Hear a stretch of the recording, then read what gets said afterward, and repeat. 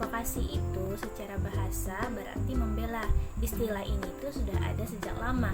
Dan advokasi sendiri bukan hanya pengacara, tetapi bisa juga organisasi-organisasi yang membela atau komunitas hukum masyarakat.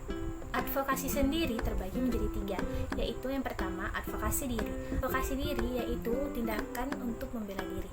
Yang kedua, advokasi kasus, yaitu sebagai proses pendampingan klien atau kelompok tertentu. Yang ketiga adalah advokasi hukum. Advokasi hukum adalah tindakan yang dilakukan oleh ahli hukum dalam bentuk konsultasi, mediasi, organisasi, pendampingan secara litigasi maupun non-litigasi.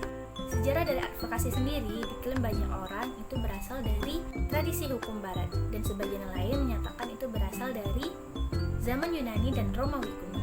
Indonesia sendiri memiliki 3 sejarah tentang advokat yang terbagi atas 3 zaman. Yang pertama, Hindia Belanda, kedua Jepang, dan ketiga pasca kemerdekaan.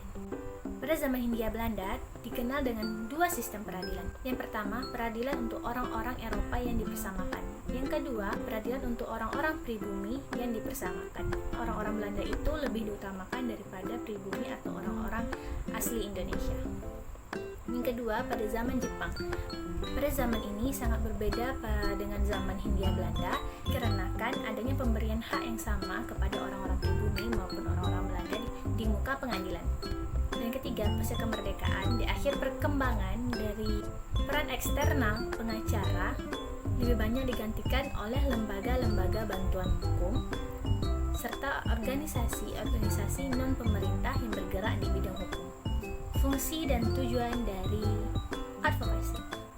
Fungsinya sendiri secara litigasi yaitu untuk memecahkan suatu perkara melalui penasihat hukum, pidana atau perdata dalam hal mendampingi klien untuk beracara di persidangan. Secara non-litigasi atau di luar pengadilan adalah sebagai penolong pertama bagi masyarakat untuk memberikan pendidikan dan pendampingan agar sadar hukum untuk memecah permasalahan hukum sehingga adanya sifat representatif. Upaya hukum dari non-litigasi sendiri itu adalah musyawarah, diskusi, perdamaian, surat teguran atau somasi. Yang kedua, upaya hukum secara litigasi atau di dalam pengadilan, yaitu melapor ke pengadilan atau kepolisian.